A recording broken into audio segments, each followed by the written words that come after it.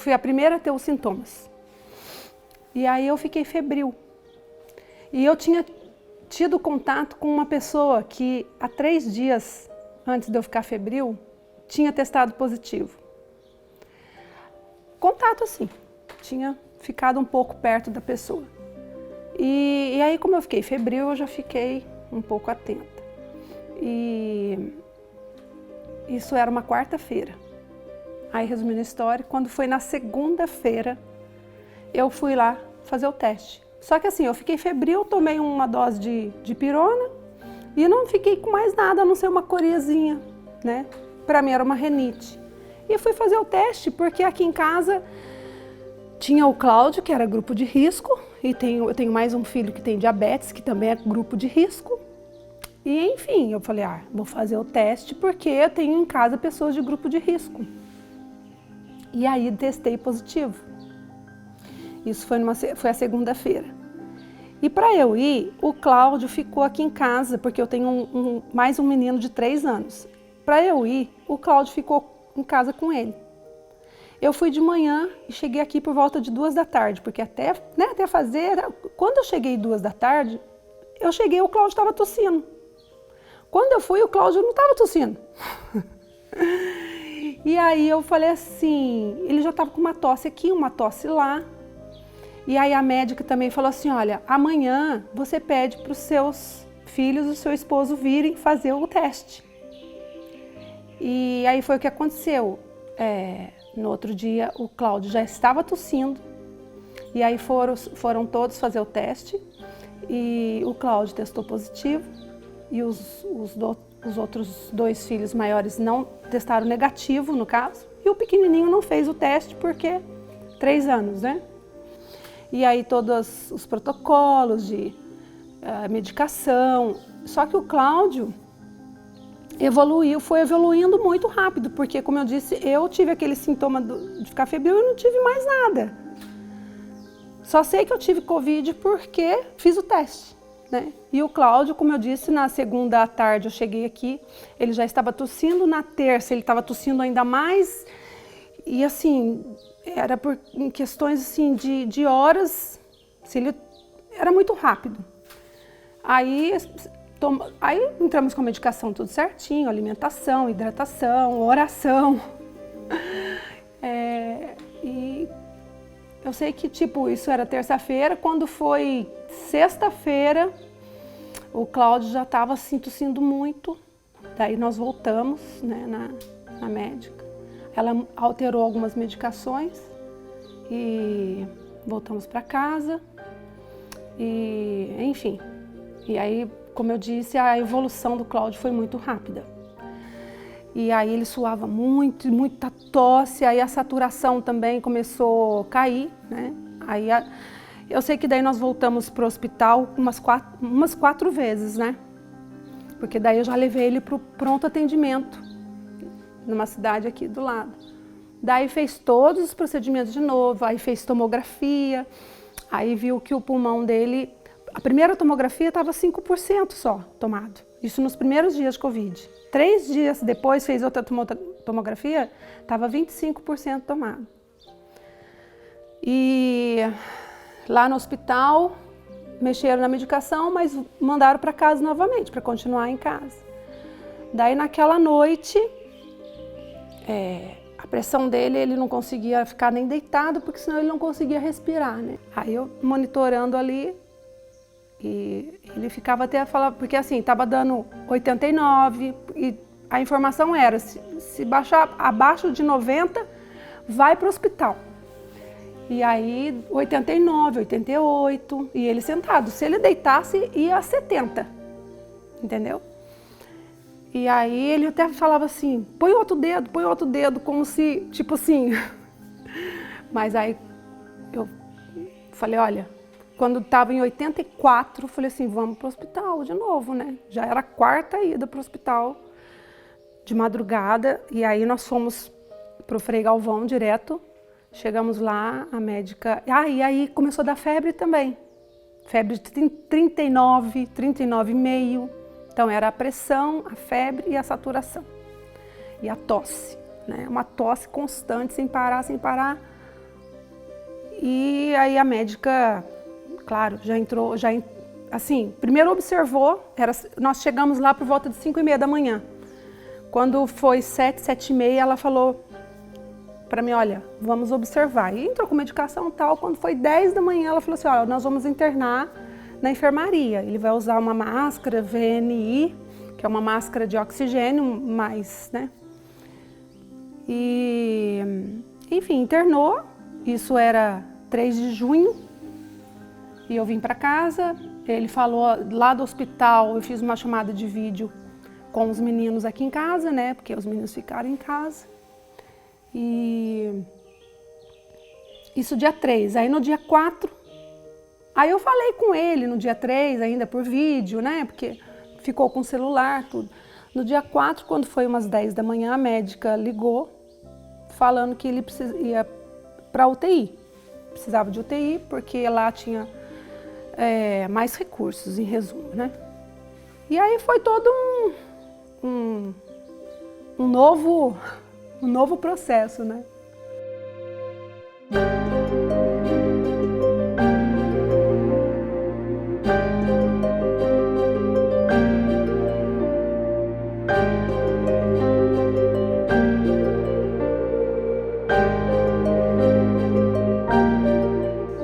No momento em que eu recebi, né, a notícia que o meu marido testou positivo na terça-feira, na hora, me veio assim, porque dá um impacto. Quando eu recebi que eu testei positivo, claro que eu não gostei, mas tipo... Mas quando a médica falou, porque eu fui junto, né? Eu estava lá. Testou positivo, eu pensei assim, meu Deus, é perigoso o Cláudio morrer. No mesmo assim, porque ele é grupo de risco. Até tinha umas pessoas conhecidas lá nesse posto, no posto médico, né, da Canção Nova, e encontraram comigo e tal. Daí eu falei assim, olha, reza porque eu tenho receio do Cláudio morrer. Naquele momento, né? Daí a pessoa, não, é claro, a gente, né? E aí ali eu percebo que ali eu já, tipo, olhei nos olhos de Deus e falei assim, misericórdia, né? Você fica assim e ao mesmo tempo falando isso para Deus, né? Tem a misericórdia e ao mesmo tempo pedindo forças para mim, para eu ficar firme, porque afinal de contas o Cláudio precisava de mim, né? Firme, assim, bem, apesar de eu estar com Covid e os meus filhos, né? Então, foi quando eu e os meninos, chamei os meus filhos, falei assim, olha, cheguei em casa, né? Lá no posto eles viram que o pai estava com Covid e tudo, e quando nós voltamos os 4 para cá, né? Na verdade os 5, porque o pequeno também estava junto. E aí nós já começamos a rezar, né? Todos os dias, a gente rezava o terço juntos e pedia a Deus. Então assim, os dois ficavam lá em cima, eles rezavam lá em cima e nós dois aqui embaixo, mas tudo junto, né?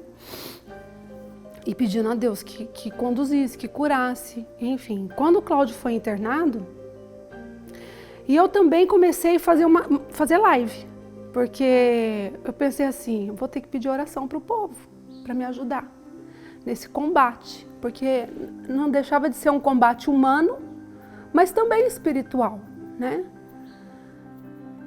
E aí, eu nunca tinha feito uma live, né? Eu já tinha participado de live com outras pessoas, mas eu entrar no meu perfil e fazer live, mas aí eu entrei sem avisar. Gente, estou aqui, testei positivo ontem, hoje meu marido testou positivo, comecei a pedir oração.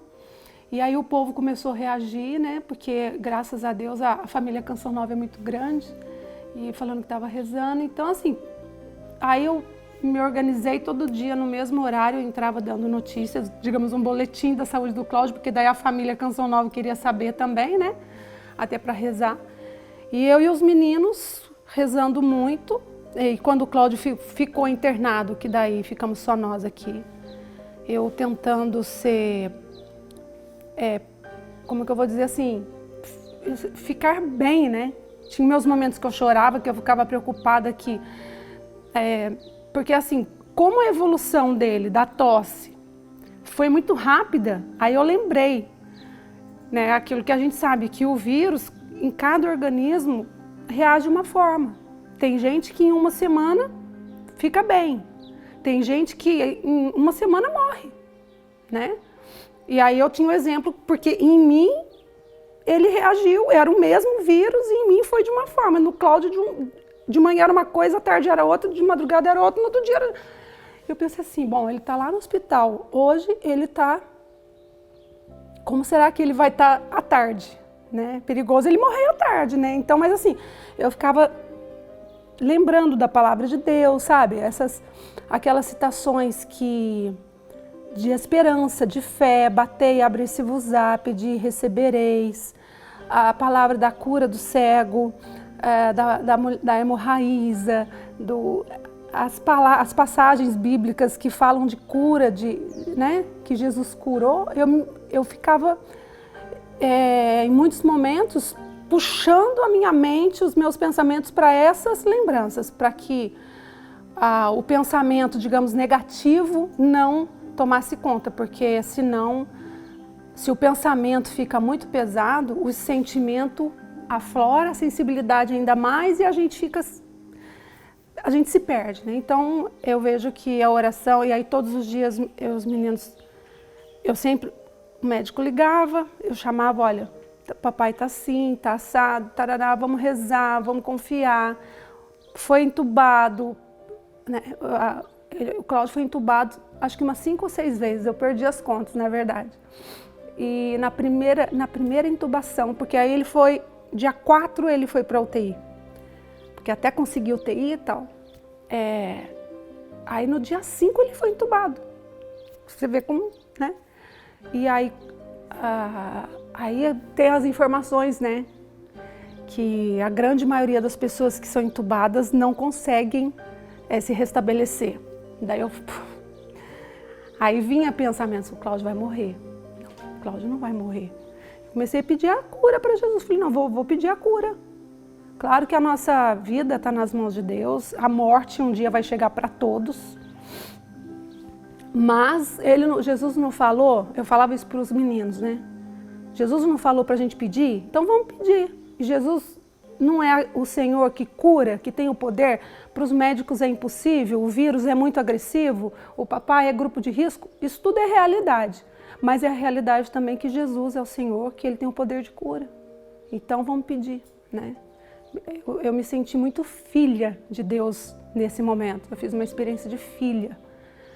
Que claro que se submete ao que o pai tem, porque o pai, ele sabe o que é melhor para o filho, mas o filho tem toda a liberdade de pedir o que ele quer, o que ele gostaria, né? Então eu fui nessa linha e comecei a pedir e que Jesus curasse, e o Cláudio foi piorando, e eu vinha, claro, né? Renata, o Cláudio está piorando, ele vai a óbito. Eu mesmo falava para mim, questão de lógica, né? Mas o lado da fé falava assim, sim, tá evoluindo para óbito, mas tenha fé. Para Deus nada é impossível, porque era um impossível. E aí eu e os meninos começamos a pedir, e o povo também, né? Mas eu posso dizer realmente que a oração, porque foi desde que começou até a morte do Cláudio, foram 40 dias, né? Então, nesses 40 dias foi um calvário, né? Com as estações, né? Hora eu caía no sentido de entrar no meu quarto e chorar, enfim. Mas o que me sustentou em pé nesse calvário e me sustenta até hoje é realmente a confiança, né, em Deus, é a oração, é o relacionamento, é a intimidade com Deus, é o tete a tete, é o estar ali a todo instante, né, nesse relacionamento com Deus, né. Todos os dias a médica ligava por volta entre meio-dia e meio-dia e meio, era o horário, que era muito bom, inclusive, né. e já tinha praticamente, quer dizer, já tinha um mês que ele estava internado. Quando fez uns 15 dias que ele estava internado, eu comecei a pedir, porque daí a médica falou para mim, depois de uns 15 dias de internação, 15, 20 dias, que ele não tinha mais Covid, que ele estava com as complicações do Covid e que ele estava na UTI, que não era a UTI do Covid. Daí eu falei assim, doutora, deixa eu visitar meu marido, deixa eu ir. Porque essa questão emocional, pensei assim, né? Tá lá, né? Sem ver os filhos, sem ver a esposa, passando o que tá passando, sabe? Ele tinha consciência que ele estava entubado, né? Mas aí não podia visitar, né? Não podia visitar e todo dia ela ligava e todo dia eu pedia, doutora, por favor, deixa. Fizeram chamada de vídeo conosco, ele lá na UTI, nós aqui em casa, né? Mas, claro, muito bom, mas chamada de vídeo, né? E todo dia ela, não, porque não pode, mas assim, a gente não pode também ser inconveniente, digamos assim, porque o hospital tem os protocolos, etc. E eles não autorizavam.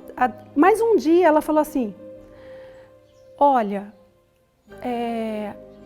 não, o hospital não autoriza, não sou eu que não autorizo, é o hospital mesmo, é uma regra sanitária.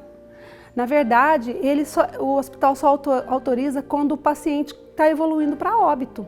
E não é o caso do seu marido. Daí tu deu um alívio. Falei, bom, daí como eu disse, no dia 3, sexta-feira, ela ligou como de costume. E no dia 2 ela tinha ligado falando que ele estava bem, porque era assim, ó, ele melhorava e piorava, questão de, sabe, de horas. Então, ela ligou quinta falando que ele tinha melhorado, sexta ela ligou falando que entubou de novo. E perguntou, porque ele estava na UTI em São Paulo, né, daqui lá dá o quê? 2h30, 3 horas de viagem. Daí ela falou assim, olha, de ontem para hoje ele teve uma intercorrência, precisou entubar novamente. A senhora tem me insistido para estar aqui, para vir visitá-lo. A senhora pode vir hoje? A senhora quer vir hoje? Daí eu lembrei, né? Na hora eu sentei e falei assim, por que a senhora está achando que ele vai evoluir para óbito? Daí ela falou assim, não, a gente na verdade, a gente não sabe. Porque teve pacientes que estavam muito piores que ele e que conseguiram sobreviver. E tem pacientes que não, tem pacientes que estavam melhores que ele e foram para óbito. É uma coisa que a gente não tem uma resposta. Mas como a senhora tem insistido, se a senhora puder vir, a senhora pode vir hoje? Daí eu me ajeitei e fui, né? E fui sozinha, fui com alguns irmãos de comunidade e tal, os meninos ficaram. Aí eu cheguei lá umas 6 da tarde, cheguei lá, ele estava, né, entubado, naquela situação de uma pessoa entubada. E aí eu comecei a conversar com ele, falar no ouvido, cantar, rezar, pra cima, né? E aí ele foi abrindo o olhinho assim, meio olho, abriu. Daí tinha hora que descia uma lágrima. E eu fiquei lá tipo das 6 da tarde até umas 9 da noite. E na hora de eu ir embora, eu falei para a médica lá, né? Falei assim, olha, eu tenho 2 filhos grandes. A senhora não autoriza meus filhos virem também? Né? Não, pequeno não, porque é pequeno, mas... Ela falou, pode vir sim. Daí eu liguei, daí teve uns irmãos de comunidade que levaram os 2 para mim, no sábado de manhã. Eles chegaram lá umas 10, e aí mesma coisa, entramos, fizeram a visita, cantaram, ficamos até das 10 da manhã até as 3 da tarde. Eles deixaram a gente, eles não mandavam a gente embora, a gente também não pedia para ir. Quando foi 3 da tarde, e aí os meninos conversaram muito, mesma coisa, ele abriu um pouquinho o olho, daí quando eu andava para lá, ele não conseguia mexer, né? Os músculos dele estavam todos muito comprometidos, mas eu andava para lá para cá, o olho dele seguia assim. Então ele tinha consciência que a gente estava ali. E aí, isso no sábado. Daí no domingo, Antes da gente ir embora no sábado, de novo eu falei para a médica, a gente pode vir amanhã de novo? Pode. Daí nós ficamos em São Paulo, dormimos lá para ir no domingo visitá-lo novamente. Podia ir a hora que quisesse, só chegar lá que já estava liberado. Ao mesmo tempo eu pensava assim, nossa, então ele está evoluindo para óbito mesmo, porque estão muito bonzinhos, estão liberando muita gente, tipo assim, estão deixando a gente se despedir. Mas ao mesmo tempo aquela coisa do pensamento, não vou ficar pensando no pior, né? E aí um dos meus meninos tinha uma prova, um concurso que ele ia fazer de manhã. Daí eu deixei para fazer a visita à tarde, a prova terminava às 14h, porque eu pensei, vamos todos juntos à tarde. Mas quando foi meio-dia, eu estava na minha irmã em São Paulo e o telefone tocou do hospital. Aí o hospital, a senhora Maria Renata, sim. Então, aqui do hospital, a senhora estão solicitando sua presença, a senhora traga um documento do seu Cláudio com foto. Daí na hora me veio, né? Faleceu. Quando eu cheguei no hospital, a comunidade, grande parte da comunidade já estava ali na porta do hospital. E aí eu entrei com a minha irmã, fiquei numa salinha, pediram para ficar numa salinha. E aí a médica veio, perguntou, olha, o que a senhora sabe do esposo da senhora? Eu falei, o que eu sei é que o quadro dele era gravíssimo e que para ele sobreviver é só um milagre. Daí ela falou, olha, então hoje realmente por volta de 10h30, ele não resistiu e faleceu, né? E aí, daí tem todos os procedimentos, né, de certidão de óbito, etc. Mas graças a Deus, como ele não tinha falecido do Covid em si, né, então ele pôde ter velório, pôde ser transferido, né, o corpo veio para Cachoeira Paulista, nós fizemos todo. E aí os meus filhos, na hora eu falei para os que estavam comigo, ninguém dá notícia para ninguém ainda, porque os meus meninos têm internet. Se sair a notícia que o Cláudio faleceu, eles vão ficar sabendo pela internet, né? E eu quero dar a notícia para eles, né? Porque assim, eu tive a experiência de eu ter perdido o meu pai, quando eu tinha 13 anos. Na época, minha mãe, ela fez tudo que ela pôde, né? Mas ela ficou muito descontrolada, muito. Ela ficou sem chão, porque foi uma morte muito repentina também. Meu pai teve um infarto fulminante com 47 anos, então minha mãe, naturalmente. E quando começou toda essa situação do Cláudio, quando vinha assim, o Cláudio vai morrer. Não, o Cláudio não vai morrer. Mas quando eu meio que admiti a possibilidade, eu pensava assim, se o Cláudio morrer, eu não quero dar notícia para os meninos na hora do impacto da notícia. Eu quero dar essa notícia bem, né? Então foi graças a Deus o que eu consegui. Meu cunhado pegou meu menino no concurso, levou lá para o hospital, chegaram os dois lá, daí eu chamei os dois num cantinho, né? Aí, porque eles acharam que eles estavam indo para o hospital para visitar o pai, porque foi isso que a gente tinha combinado. Daí eu peguei na mão deles, fizemos uma rodinha assim, daí eu falei, olha, o papai, nesse momento, já está morando no céu. Comecei já direto no assunto, né? E basicamente foi, eu não falei muito. Falei, o papai nesse momento já está morando no céu. E ele vai fazer muita falta aqui. E os meus meninos são muito tímidos, né? Na mesma hora a lágrima deles desceu.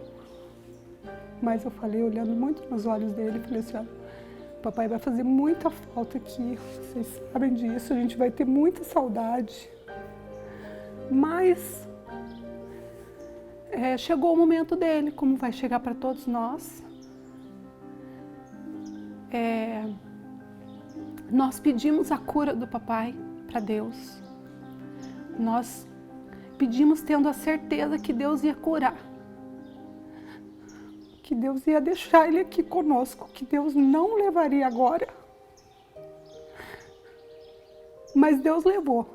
Deus não atendeu esse nosso pedido. Porque Deus ouve os nossos pedidos, mas Ele sabe o que é melhor. Então, se Deus levou o papai, é porque Ele sabe que isso era melhor para o papai e para nós. É uma dor, né? Mas, ao mesmo tempo, Deus não vai nos desamparar, né? Porque o papai era um instrumento de Deus para cuidar de nós, para nos proteger, né? Para nos amar, para que nós nos sentíssemos amados. Hoje a gente não tem mais o papai. Mas Deus providenciará outras pessoas, outras situações, né? Através dos amigos, dos tios, né? Da igreja, enfim. E aí a gente se abraçou e, assim, foi um momento muito doloroso, mas muito calmo. É uma contradição, né? Porque, humanamente falando, parece que a gente vai se descabelar. Mas a gente não se descabelou, a gente choro até hoje, né? E creio que vamos chorar muito ainda, muitos anos. Mas, assim, um momento de paz, entendeu? Um momento de serenidade, um momento de unidade, é um conforto.